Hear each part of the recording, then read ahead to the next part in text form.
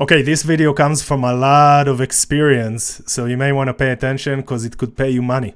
So let's talk about 10 low cost, up to maybe a few $100s, tips for increasing your house value. Okay, so for number one, we're gonna look at your house from the outside and then go inside. So looking from the outside, one of my favorite tips is to clean the house. Clean. Everything that you clean, both inside and outside of the house, is gonna bring you so much more money than what it costs you to do it. Sometimes maybe you can do it even by yourself. If not, if you hire a professional, it could cost you whatever, a few $100s maybe, but it can bring you so much more, sometimes thousands and thousands of dollars back. So for example, when you look at the front of the house, you're looking at the landscape. If your house is hidden by outgrown anything, outgrown tree, outgrown bushes, outgrown anything, just by cleaning it out, what happens is that in the perception of the buyer, and this is the first perception they get of your house, is as they're driving to it, the first thing that they see is the presentation outside.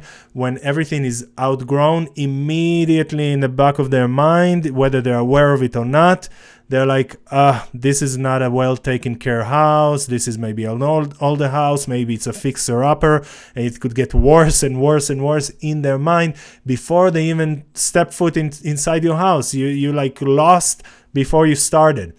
So just clean and trim everything inside the house, but for now, outside of the house, if you can afford to pay a landscaper to trim the tree, the outgrowing tree, just to the line of your roof, if that makes sense. So from the street, you look at the house, clean as much as possible up to the line of your roof. It shows first of all, even in the pictures, when you list the house, people see the house very clearly and beautifully, and it'll help a lot. So this is it shouldn't cost you too much, but the benefit is tremendous. So as we said, other than the outside landscape, also inside, clean the inside and the outside. It's like cleaning a car before you sell it, So you try to sell a car, it's worth about $10,000, and it's filthy dirty, both outside and inside the car. Immediately in the mind of the buyer, there's, it's not top of the line, it's not great. I should ask for $8,000 or $7,000. For what? For a few tens of dollars that you could spend in cleaning and get $2,000 more in the sales price. Same with the house. So trim, clean. That's number one. Number two, change the door handles. So, you can go on Amazon, you can find nice and quality door handles between, I'd say, $12 and $20. You can find some nice ones for $12 or $20. It's like pretty good quality as well. And how many door handles in your house? It's not that many, but it makes a big impression. So change the door handles. Number three, plugs and switches. All right, so either the light switches or the plugs, the power plugs. If you can change them, better. Now, if you use an electrician to do that for you, it's going to cost you. So from experience, we're rehabbing houses. Sometimes we have to pay 60 cents a square foot of the house, sometimes even maybe $1. It gets costly to do it with a licensed electrician. I can't recommend you in this video to do it yourself, with a liability, but there are videos of how to do it yourself on YouTube. If you decide to do it, it's on you, but either to change the plugs and switches yourself, or get somebody else to do it. You can look for a handyman. That'll cost you less than a licensed electrician. Potentially, you can find a handyman that would charge you maybe $10 a switch. If you can find them, that's reasonable. But just and the last option would be to paint them. But if you can just remove the yellow looking, the broken looking, those light switches and plugs, they kind of give out the age of the house, how bad shape it is, etc. So whatever you can take away from that perception, do it. Plugs and switches are a good way to remove those objections, or again, putting it in the mind of the buyer, it's older, it's not up to date, etc. And it doesn't need to cost that much. Number 5, we have just don't share the negatives about the house in the pictures. So between you and the realtor, if there's something that is negative about the house, now I want to differentiate. Are you hiding something? No, you have to disclose. Whatever is going on in the house that you are aware of, if there are any issues, you must disclose it to the buyer. So we're not saying that you're going to hide anything that's wrong, but we're saying don't overexpose it through the pictures. Your objective is first to get the buyers into the house. Once they're in the house, then they can see for themselves. As an example, there's a high voltage power line behind the house. All right. So I wouldn't show that in the picture. All right. Make sure to not show in the picture, because some buyers may elect not to even show up at your house because they saw something negative like that and they didn't show up. While if you don't show it in the pictures, they're going to come to the house. They're going to find out about that voltage line once they're in the house, but at least now they're in. What if they fell in love with the house? What if the house is perfect for them? And because you didn't show it in the picture, now they came, they saw it, they're in love with it, and now they have to also deal with the high voltage line. Sometimes they may say, you know what, we're not in love with it, but it's fine. We still want the house. You just want to sell. You know what I mean?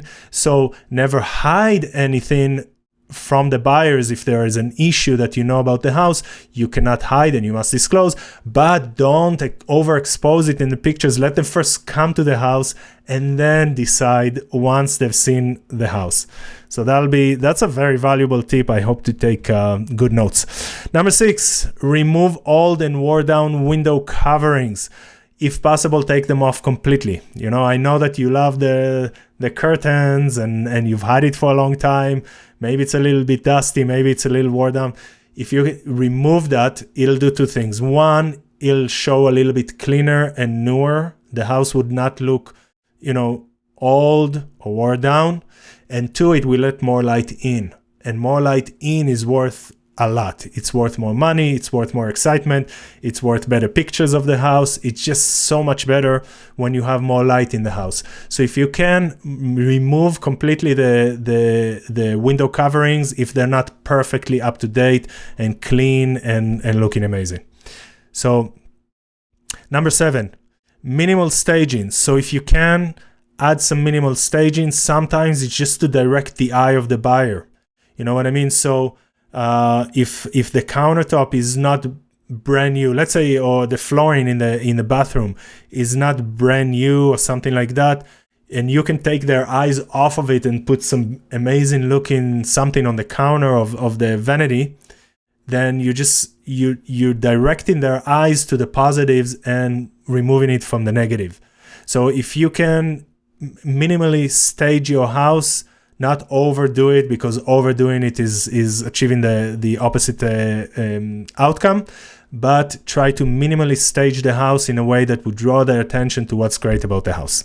Number 8, professionally clean the floors. So if you have carpet, have a professional company clean the carpet. If you have a tile and the grout is getting dirty, cleaning the grout professionally may cost you $200. I'm not sure how much, but probably around $200.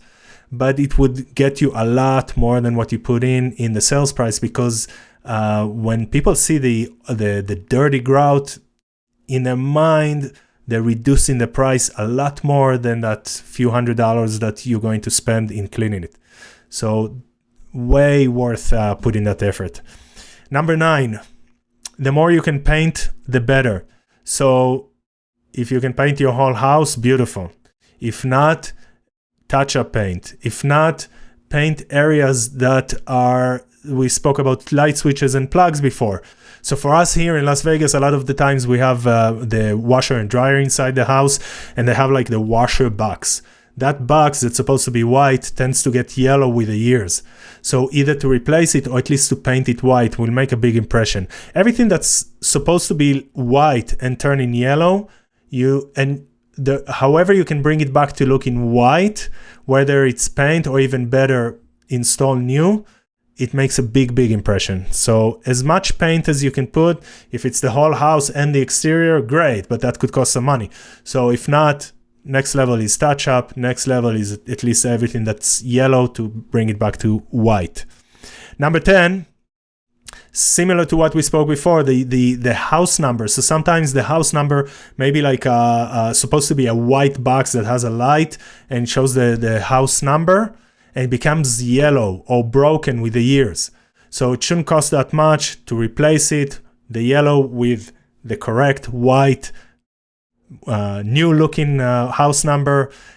If nothing else, sometimes a lot of people won't even notice it, but at least you remove the negative. So they will notice the yellow house number or the broken one, that will be noticed. So if only to remove that negative, it's way worth it. So these are some of the 10 low cost tips for increasing your house value.